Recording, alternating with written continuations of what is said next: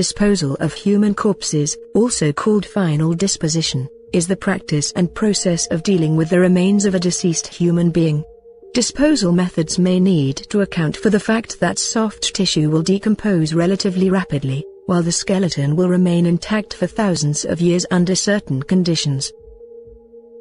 In this video we will be looking at such criminal cases where the bodies were placed, intact or more morbidly dismembered, into suitcases and left out in public or rural areas in an attempt to avoid discovery. The content of this video may be troubling to some. Viewer discretion is advised.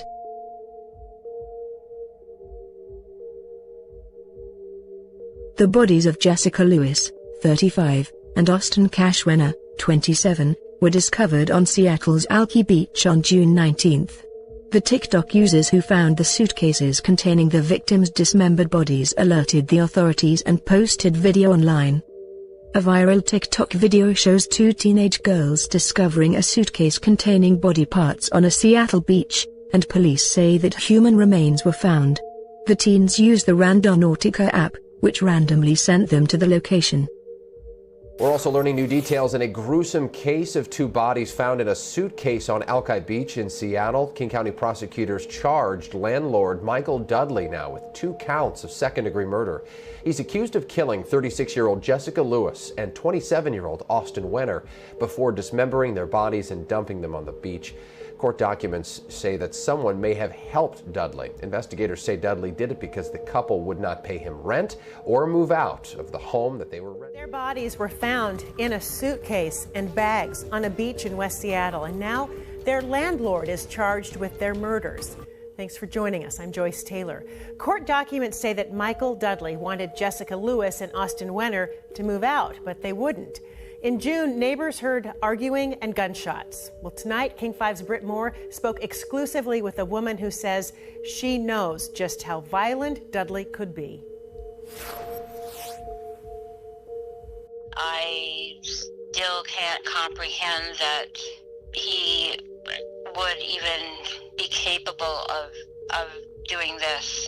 That is beyond me. Marlis Gordon says she was in a relationship with Michael Dudley on and off between 2002 and 2016. I was shocked at what he did to me and can still see the evil in his face that I had never seen before. Dudley was arrested and booked into King County Jail on Wednesday in connection to the murder of 36-year-old Jessica Lewis and 27-year-old Austin Wenner, whose remains were found in bags along Alki Beach. Get the fuck out of here! Now a word from our sponsors.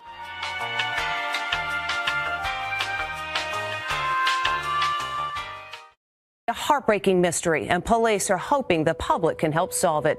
Workers trimming brush along a trail in Southern California stumbled upon a suitcase, and inside was the body of a girl. Authorities are desperate to figure out who she is and how she died. Who is the girl in the pink t-shirt? Police just released these sketches. Somebody out there must know who she is. They show a girl between 8 and 13 years old. She's wearing a girl power t-shirt that little girls love. Future princess is crossed out and replaced with the word hero. The girl may have been carefully dressed in trendy clothing, but her body was found in dire circumstances. Stuffed inside a suitcase, then dumped down this embankment off an equestrian trail here in Hacienda Heights, a middle-class neighborhood 20 miles outside of downtown Los Angeles. Detectives hope a security camera at a nearby Buddhist temple might offer clues. Adding to the mystery, the cause of death. Investigators did not observe any obvious signs of trauma. Here are the other clues to determine her identity. Images of the clothes she was wearing and the suitcase the body was found. Calls for justice from the family of Trinity Love Jones. She's the 9-year-old girl whose body was found along a Hacienda Heights hiking trail. CBS 2's Jasmine Veal is live in Hacienda Heights. Has more for us, Jasmine. Well, Jeff, it's been about a week since the body of 9-year-old Trinity Love Jones was found partially in a duffel bag in some bushes down that dirt path. And since we've been here just within the last few minutes, more of Trinity's family has been showing up to this memorial. That's her uncle in the black sweatshirt. They've been lighting candles, but they are staying tight-lipped on who they think killed her. Photos posted to social media show a smiling 9-year-old Trinity Love Jones, who family members say loved dressing up like a princess. Trinity was our princess. Cetrice Oldham Edmond is Jones's cousin. The little girl's body was found partially stuffed in a duffel bag on a trail near Hacienda Boulevard and Glenmark Drive on March 5th. She was found wearing a shirt that read, "Future Princess Hero." LA Sheriff investigators released her identity late last night after a family member provided DNA sample to detectives. My family and I are devastated about losing her. She didn't deserve any of this. She didn't deserve to be tossed out like trash. Investigators had released this sketch last week of Jones when they were trying to identify her. No way to warn her or had any fears that something like this horrible would happen? No. Detectives still have 2 people detained in connection with the young girl's death, but so far the sheriff's department isn't giving out any information about who those people are. You don't know who did this to her? No comment. Can you confirm Dior, her mother's boyfriend's been arrested? No comment. On Facebook, Jones's aunt alluded to knowing much more about what happened, writing, "When you have so much to say but can't, there's a time and place for everything, and trust me, the world is going to know the truth." Trinity will be greatly missed.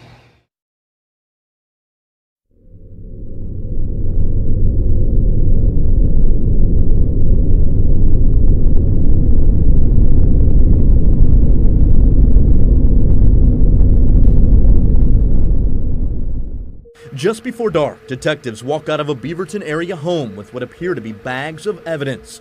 This home, they say, is associated with the suspect in a heinous crime. This is a sad day for everyone. Authorities say the suspect, who has not yet been identified, is responsible for killing Sarah Zagul. Our news partner, the Oregonian, reports the 28-year-old was decapitated, dismembered, and stuffed inside 2 suitcases. Does it appear at this point that the suspect and victim knew each other? I don't have any information to release on their relationship. It's important to note that this is very early on in the investigation. The investigation started Thursday when deputies learned of a possible homicide. A short time later, they found this car parked near the corner of Southwest Sorala and Hargis in Aloha. Inside the car were the 2 suitcases, concealing Zagul's body. This is about the safest neighborhood I've ever been in. So it's kind of a big surprise, to be honest with you. Just as Zagul's body was being discovered, officers were catching up to the suspect across town. They found him near the intersection of Southwest Murray and Teal in Beaverton.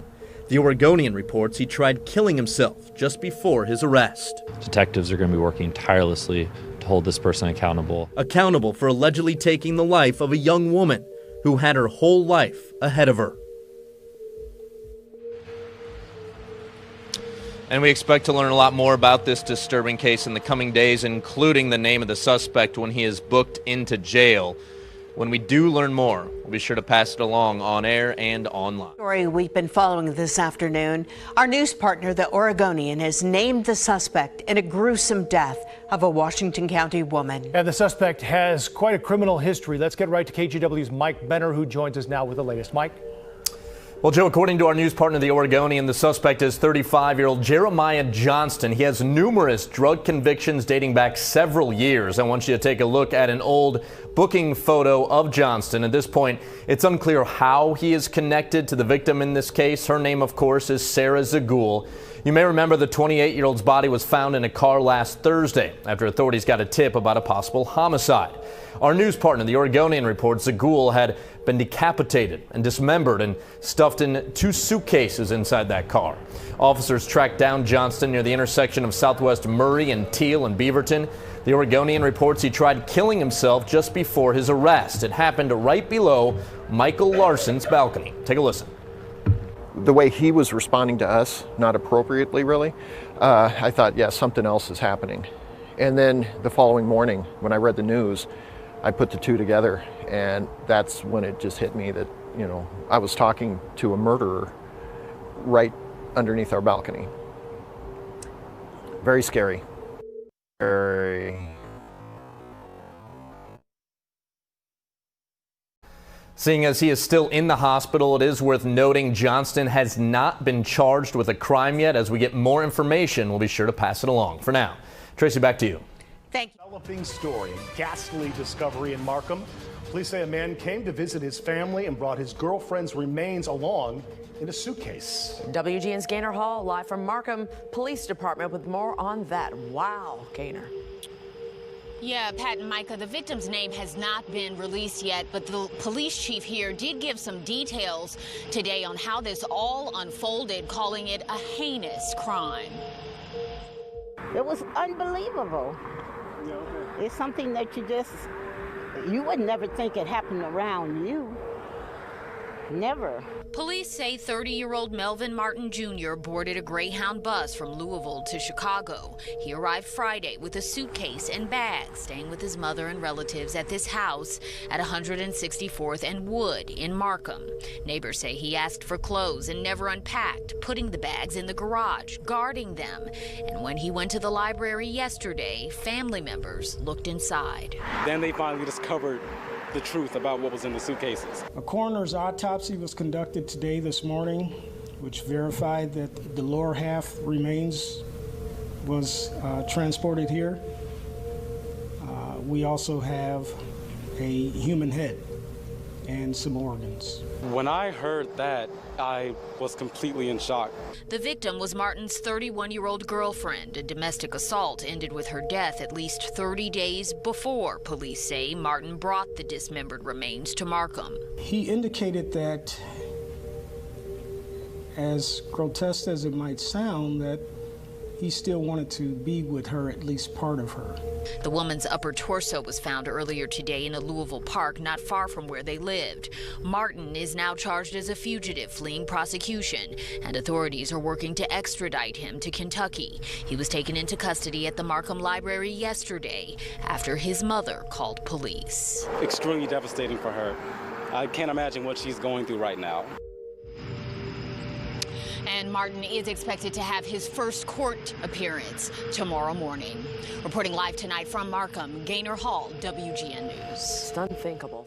And let's get to that gruesome discovery in South Suburban Markham. Jermont Terry live outside the police department. Jermont, police say the family had no idea. Erica, family members were here at the police station late tonight answering questions from detectives. I'm told that they are cooperating in this investigation. Police telling me that the family suspected something was strange about the suitcases, but no one expected body parts.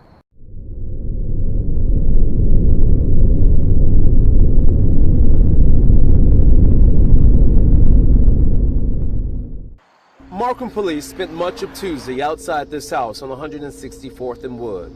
David Scott didn't think much of the cops across the street at first. And by the time I ran to the neighborhood store, came back, that's when I saw the yellow tape from the crime scene. I knew something was bad at it. Yellow tape from the crime scene. I knew something was bad at that happened.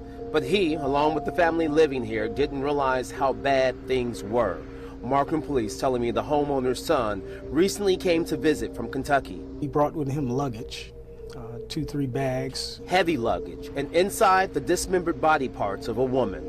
Police say the man boarded a Greyhound bus in Louisville, Kentucky, traveling more than 5 hours with those body parts to the Harrison bus station in downtown Chicago. His family picked him up, brought him and those bags to this house in Markham. That's even more crazy. Traveling body parts. Chief Terry White insisting the family did not realize what was in the bags. But after a few days, it became odd when the man never unpacked, but he kept guarding the suitcases. There was some early reports of foul odor coming from the bags. Tuesday morning, the man left the house and headed to the Markham Library, leaving the suitcases behind. When family finally opened the suitcase, a human body part was discovered. They immediately backed away and called police. Police found several chopped up body parts of one woman, a crime they believe happened in Kentucky but unraveled in Markham. You see stuff like this on TV. You don't see stuff like this up from your next cross-street neighbor. Now, those suitcases were in the home for several days. Tonight, investigators from Markham, the FBI, and Louisville all looking into this case. I'm told that the woman and or the body could be linked to a woman that was reported missing in Louisville last week. Tonight, that man remains here in custody at Markham PD. Reporting live in Markham tonight, Jermont Terry, CBS 2 News. Jermont, thank you. Okay, then. Smoke some, bitch. Hold up. We now know the name of the woman who was killed and dismembered here in Louisville on North Height Avenue in Louisville's Clifton Heights neighborhood. Police say her body parts were then taken to Illinois in a man's suitcase. The Night Team's Jesse Cohen explains what court documents are showing about their past. A beautiful soul and the one who brought people together. That's how some friends of LaDondra Ellington describe the woman whose life was taken too soon. Grieving on their public Facebook pages, many cannot believe the realities they are now hearing. Police in Illinois say her boyfriend, 30-year-old Martin Melvin, went from Louisville to Illinois with a suitcase, and in it were parts of her body. The lower half remains was transported here. We also have a human head and some organs. And now police are saying part of her torso was found in Bingham Park near their Clifton Heights home on North Height Avenue.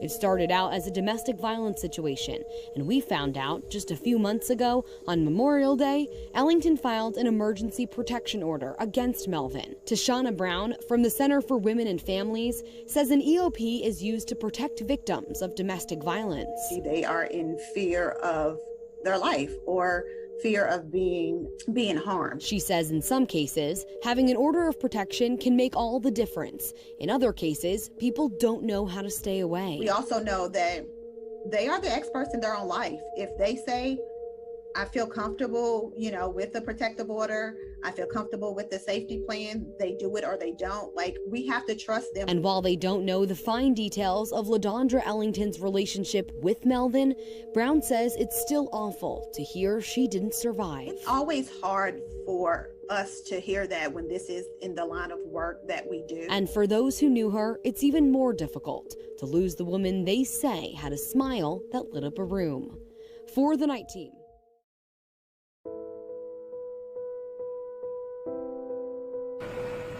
The body was found stuffed in a suitcase on the side of this road in the upscale New York City suburb of Greenwich, Connecticut. Highway workers making the gruesome discovery this morning. We have no doubt that there was a homicide involved. The victim, a woman, believed to be between 18 and 30 years old. She was fully clothed, bound at the hands and feet.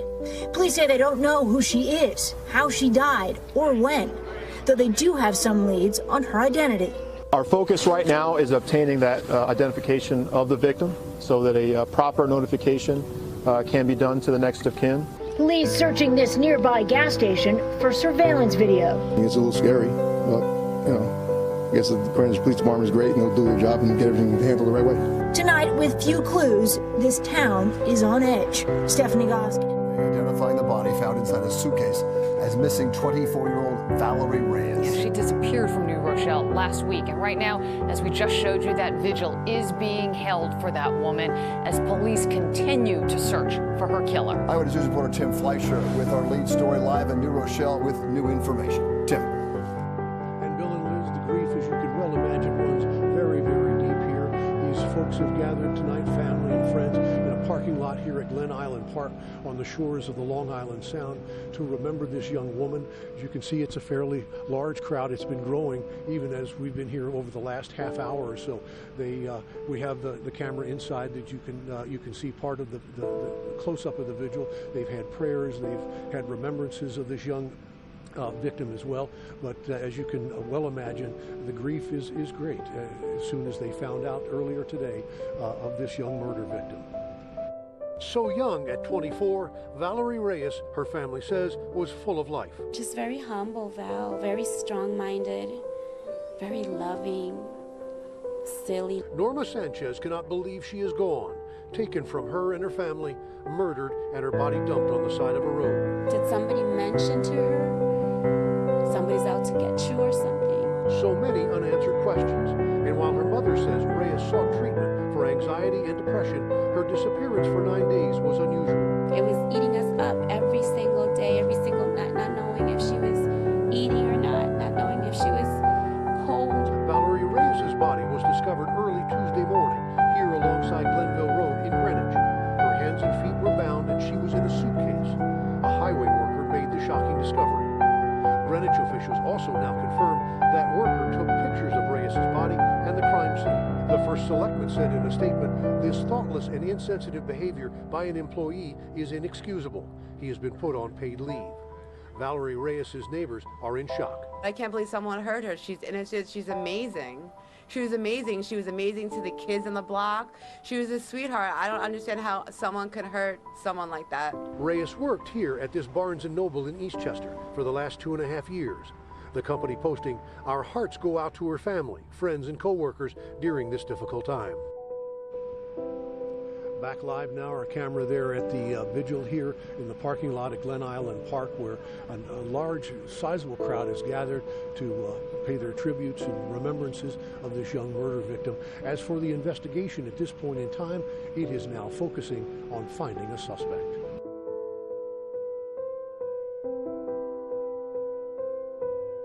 Breaking news: an arrest was made today in connection to the death of a 24-year-old woman whose body was found in a suitcase in Greenwich, Connecticut last week. New Rochelle police, along with Greenwich detectives, arrested a suspect in New York who fraudulently used the ATM card of Valerie Reyes. On February 5th, her body was found in a red suitcase just off Glenville Road, and her hands and feet were bound. Police are investigating her death as a homicide. They have not yet released the name of the suspect. 22 News will continue to follow the story on the air. Exactly 1 year ago, the body of Valerie Reyes was found in a suitcase in Greenwich, Connecticut on a roadside. Today, the man who kidnapped her and left the New Rochelle woman there to die pleaded guilty. CBS 2's Tony Aiello has more on the crime and the likely punishment. With this meticulous signature on a 7-page plea agreement, 25-year-old Javier Da Silva admits he kidnapped his ex-girlfriend and left her to die in a suitcase he dumped on the side of a road. He really took away an innocent girl who was missed. Brenda DiGiacomo lives across from the New Rochelle home where Valerie Reyes vanished in January 2019. Relentless police work led law enforcement to Da Silva, who dated Reyes briefly. Wednesday, on the 6th floor of White Plains Federal Court, he pleaded guilty to kidnapping Reyes and causing her death, saying in Spanish, quote, "After a violent struggle in her apartment while Valerie Reyes was still alive, I bound her feet and hands, put tape over her mouth, and put her in a suitcase." Da Silva admitted dumping the suitcase in Greenwich, where it was found February 5th, 2019. Wednesday in court, we learned important new details. The prosecution was ready to prove Da Silva re-rented the exact same vehicle he used to drive the victim to Connecticut in order to take that vehicle to a car wash and scrub it clean of any DNA evidence. Police also believe he stole close to $10,000 from the victim's accounts, starting in September 2018 and continuing after the kidnapping. Da Silva faces 30 years to life when he's sentenced in May. I'm glad that he's gotten 30 years, and I hope he does his 30 years in time. Valerie is remembered as a loving, artistic young woman. Her family posted a plea for privacy at their New Rochelle home. Tony Aiello, CBS 2 News. Da Silva is a Venezuelan national who overstayed his visa. He was in the country illegally. He faces deportation after finishing his prison.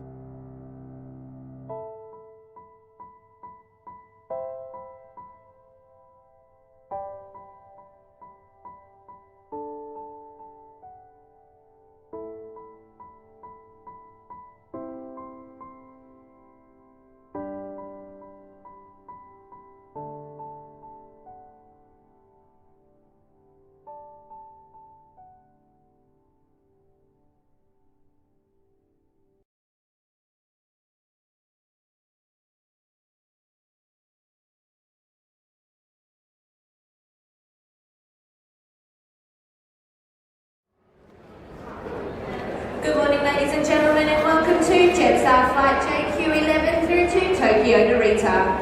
We are now inviting all business class passengers to now board through gate number 9. It is now time to turn off all electronic equipment, and this does include your mobile phone, and please dispose of all hot beverages before leaving the gate lounge. Once again, that's inviting all business class passengers to now board through gate number 9.